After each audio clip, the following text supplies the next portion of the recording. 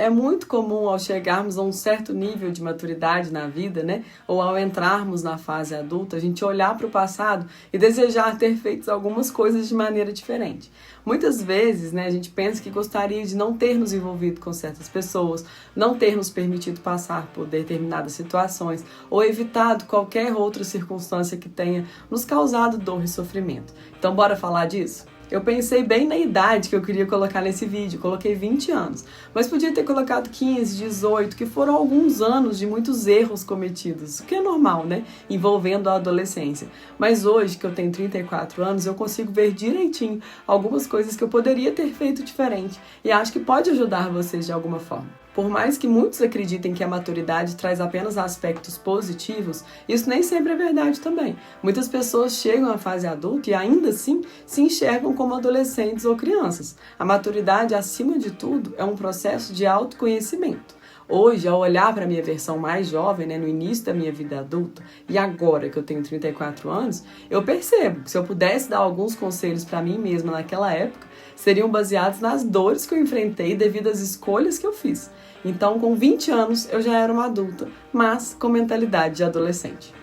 Por isso, no vídeo de hoje, eu trago 5 conselhos que eu daria para essa minha versão. Antes de ouvir, deixe o seu like aqui no vídeo e a inscrição no canal. Conselho número 1. Haja de acordo com as suas convicções e não tente agradar todo mundo. Os jovens tendem a buscar aceitação. E eu não era diferente, eu era assim também. Tentava me encaixar em diversos grupos e muitas vezes acabava perdendo a minha identidade, mudando as minhas crenças e valores apenas para ser aceita. Então, se eu pudesse voltar no passado, eu diria a mim mesma para me manter firme nos meus princípios, naquilo que eu sei que é certo e que eu carrego desde a infância.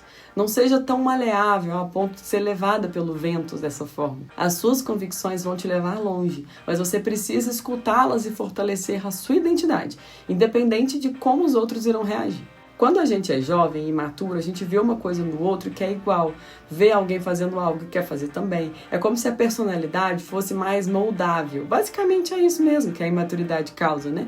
Então busca a sua personalidade o quanto antes, a sua personalidade. Conselho número 2. Pare de se esforçar tanto para ser mediana. Eu não sei como você era na sua adolescência, mas naquela fase eu me esforçava para ser medíocre, para apenas passar de ano e estar entre os populares. Então, na busca por aceitação, eu me limitava, enterrava meu potencial, eu não investia no meu crescimento. Eu nunca estudei para tirar 10, eu estudava para tirar 6, que era o mínimo. Essa parte da conversa envolve um outro lugar que pode ser assunto aqui depois, sobre o sistema escolar, o sistema de educação que tem um padrão que não serve para todo mundo. Não servia para mim, mas eu não vou falar disso agora. Falando só do que dependia de mim, muitas vezes eu me movia apenas por recompensas, estudando apenas para passar de ano, trabalhando apenas pelo salário, me envolvendo com pessoas erradas apenas para não ficar sozinha. Algumas pessoas crescem e continuam presas nessa mentalidade, aí que é o perigo. Então por isso é essencial enxergar o valor do esforço autêntico e buscar crescimento verdadeiro. Hoje eu não sou mais assim, eu consigo enxergar que eu era. Conselho número 3. Comemore os nãos que Deus te dá. É difícil perceber, no momento da dor, que tudo acontece como deveria. Ao longo da minha vida, eu vivi muitas situações onde Deus me negou algo que eu queria muito e eu sofri com isso. Mas hoje, com maturidade, eu entendo e sou grata. Se eu pudesse, eu agradeceria cada pessoa que passou pela minha vida e me machucou, porque foram elas que me ajudaram a crescer e a chegar onde eu estou hoje. Deus não costuma dar explicações, mas tudo tem um propósito, você precisa confiar. Conselho número 4. Pare de romantizar os defeitos das pessoas. Eu já falei em algum outro vídeo aqui que o coração é cego, mas ele também romantiza as qualidades e ignora os defeitos. Então cuidado com os relacionamentos, situações e pessoas sem propósito na sua vida. Pergunte-se o que você consegue ver do seu futuro com essa pessoa ou essa situação.